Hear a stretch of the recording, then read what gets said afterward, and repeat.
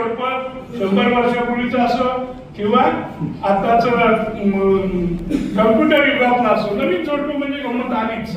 तर रात्री लिहितात नवीन जोडपे जाई मुंबईला, बोगदा तो आला, घाबरली बाला आणि घाबरूनच मिठी मारी शेजाऱ्याला.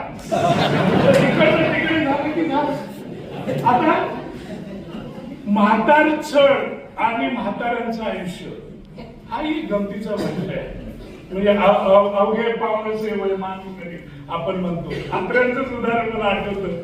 लग्नाची बेडीमध्ये एक गोकर्ण बाबा आहे.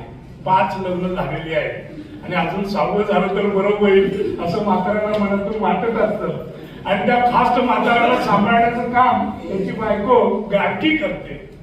आणि शेवटी एक दिवस ती चिडते, म्हणते बाई हे म्हातारे एवढे तिरसट, विक्षिप्त, आगाऊ, चालबाज असतात की मला असं वाटतं की एक उंच नारळाचं झाड बघावं. जगातले सगळे म्हातारे गोळा करावे आणि त्या झाडाच्या शेंड्यावर बसवावेत आणि झाड खाली धरून चांगलं गदगदा हलवावं, म्हणजे निकाल लागेल. तो चांबट म्हातारा म्हणतो हलवा हलवा. झाड बुंद्याजवळ धरून चांगलं गदगदा गदगदा गदगदा हलवा.